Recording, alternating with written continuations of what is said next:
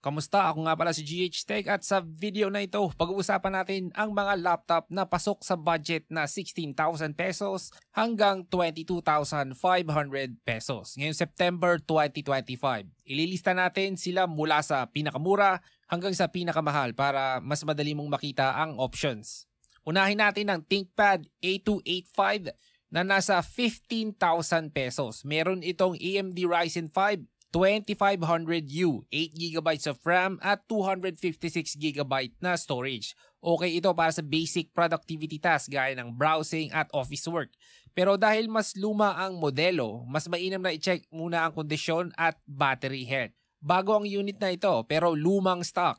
Pwede din kayo maglaro ng games tulad ng Valorant, League of Legends at Genshin Impact at low settings at ibaba nyo ang resolution. Pero hindi recommended maglaro ng Genshin Impact dito. Pwede mo lang tiyagain.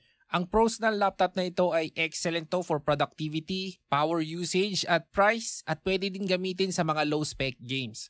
Ang cons ay dahil sa luma ang model, baka hindi nakagandahan ang battery health nito at hindi ito maganda for AAA games.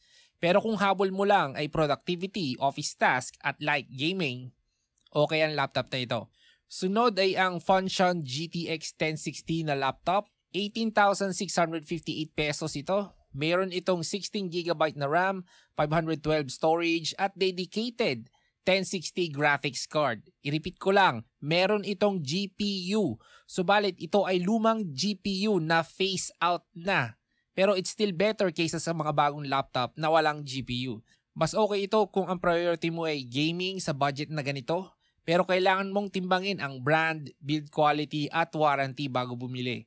Maganda ito gamitin sa mga old games kahit AAA. Hindi lang ito maganda gamitin sa mga brand new games, especially kung ang gamit na game engine ay Unreal Engine 5. Ang kagandahan ngayon, halos lahat ng games is still at Unreal Engine 4. So kung ang budget mo ay around this price lang talaga at gusto mo talagang maglaro ng a decent amount of games, okay to. Kasunod dito ang Asus VivoBook Go 15.6 na nagkakahalaga ng 20,000 pesos. Naka Ryzen 3 7320U, 8GB of RAM at 128GB na storage ito. Sapat na sa online class, daily use at basic office task. Pero maliit lang ang storage, kaya mainam na mag-upgrade ng SSD kung gagamitin sa mas matagal na panahon. Ang kagandahan ng laptop na ito ay ang model na ito ay bagong-bago. Ang 7320U ay release lang noong 2022. Sa lahat ng mga laptop na nakikita mo sa video na ito, itong laptop na ito ang pinakabago. Subalit ang performance nito ay almost nasa ibaba. What I mean is hindi siya ganong kabilis pagdating sa gaming. Hindi ito ganong kabilis pero pwede kang mag-Valorant dito kung kontento ka na sa 40 frames per second kung casual na paglalaro lang naman. Pero kung competitive ka, hindi ito recommended. Ang isa pang advantage nito ay okay to for productivity, office task, and browsing. Nandiyan din ang HP ProBook 445G7 na 20,500, may Ryzen 5 4500U, 8GB of RAM, 256 storage. Medyo bago-bago ito para sa balance performance sa multitasking, work, light editing at gaming. Okay to for Valorant, League of Legends, and Genshin Impact. Kung medyo may extra budget kayo, pwede nyo itaas ang RAM at storage. Magbe-benefit ang laptop nito kung meron kayong more RAM. At ang pinakamahal sa listahan ay ang Lenovo ThinkPad X395 na 22,500 pesos. May Ryzen 7 3700U ito, 16GB of RAM at 256GB na storage. Kahit mas luma ang CPU, panalo ito sa multitasking sa mas malaking RAM.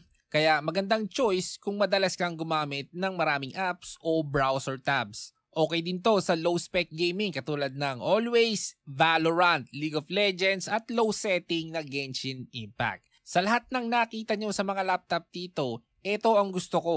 Pati yung isang laptop na merong dedicated na GPU. Kung gusto nyo makita ang exact performance ng mga laptop na ito, i-type nyo lang ang processor name katulad ng Ryzen 7 3700U sa YouTube, tapos type nyo din ang benchmark at lagay nyo na din ang pangalan ng game na interesado kayo para sure kayo sa performance. Ngayon, kung kukuha ka ng laptop sa budget na ito, mainam na isa lang alang ang upgrade options tulad ng RAM at SSD.